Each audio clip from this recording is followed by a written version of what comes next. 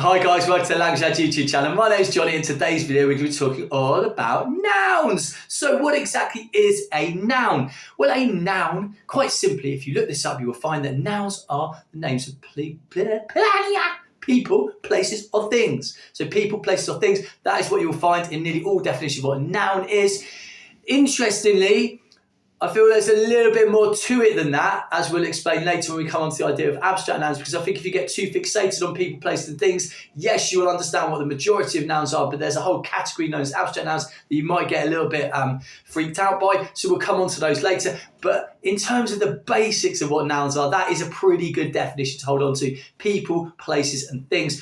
It comes from, the word noun comes from the Latin word for name, so it's essentially naming things. So let's go through this. My name is Johnny. Johnny is a noun. This is a bookcase. Bookcase is a noun. I'm recording this on a tablet. Tablet is a noun. That is a spider plant. Spider plant is a noun. Plant is a noun. Plant pot is a noun. This is a book.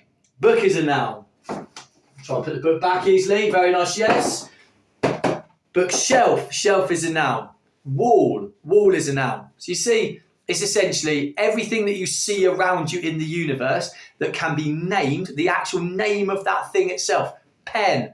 Pen is a noun. These things, the thing is a noun. Okay, the thing that we're talking about, the pen, the tablet I'm recording this on, my hair, my eye, my nose, my eyes, my nose, my teeth, this hoodie, all of these words. Noun, noun, noun, noun, noun, noun, noun. It's got a name. That name is a noun. Now, interestingly, we'll say that names like Johnny and whatever your name is out there, you'll notice that names in English begin with capital letters. The reason for this is because they are proper nouns. So proper nouns like Johnny, or proper nouns like your name, or proper nouns like places. So places, so we talked about people, place or thing. So I'm making this video in England. England is a noun. It's a proper noun because it's a specific place. So it begins with a capital E. I'm making this in the county of Devon. So Devon, capital letter of a D. Okay, so we go for that. Those are proper nouns. The capital city of England is London. London has got a capital L because London is a proper noun. So we've got these types of nouns that are people, places or things. These are the people, and the places, if they're specifically named, are going to have capital letters, proper nouns. And then the things, in English, we don't capitalise those. Interestingly, in German, all nouns get a capital letter, but in English, they don't. But essentially, that is, if you go for people, place and thing, you're not going to go far wrong with the basic idea of what a noun is. And those nouns that we can actually see around us and that are physically here, like hair and bookcase and plants and books and glasses that I can see behind the tablet here, computer screen, all of those things, these nouns, all of these nouns are concrete because they are physically here in the universe around us. I'm moving my hand. This is the pen that's in my hand. These things we can actually see and touch and taste and smell. They're part of our universe. Obviously, I wouldn't recommend tasting a pen, but you know what I mean. So they're part of our physical universe. These are called concrete nouns. So if you just hold on to that basic definition of people, place and thing, the reason why this can get a little confusing is because there is a whole other category of nouns called abstract nouns. So abstract nouns are words where they are still a noun, but they're not something that you can physically put your hand on, but they still act like a noun in a sentence. For example, if you said the sentence, and it's a bit gross, but the sentence, the squalor was unrivaled, the squalor in that sentence, squalor is acting as a noun because that entire sentence is built around the thing that is squalor, but it's not a physical thing. So that's where if you just go, oh, people, places and things, if you're just thinking of things as physical, it's not going to work. It's an abstract concept. So this concept of squalor, you're building that whole sentence around that thing in inverted commas, that abstract concept of squalor. Or the joy was unrivaled. Yeah, so the squalor was unrivaled or the joy was unrivaled. The joy in that sentence is a noun. It is an abstract noun. Okay. Now, interestingly, the best way of working out whether or not something could be a noun like that is whether or not you can put the word the in front of it. So the is the definite article. I just made a video about this recently on the channel, so check that one out on the channel homepage. Easy to find about definite and indefinite articles. But if you can put the word the in front of a word and it's going to make sense, then it's very likely that you have therefore discovered a noun. So the joy the squalor, the degradation, the elation. These are nouns, okay, because they are abstract ideas. Similarly, the pen, the bookcase, the book, the person, the hair, the eyes, etc. Now, interestingly, I've mentioned there, if we're talking about plural nouns, that more than one, then there could be collective nouns. So it could be a group of that thing.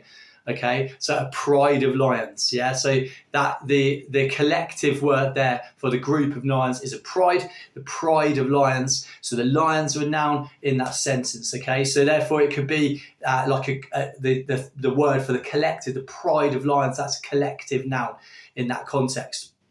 Okay, so if you could put the word the in front of it, it makes sense.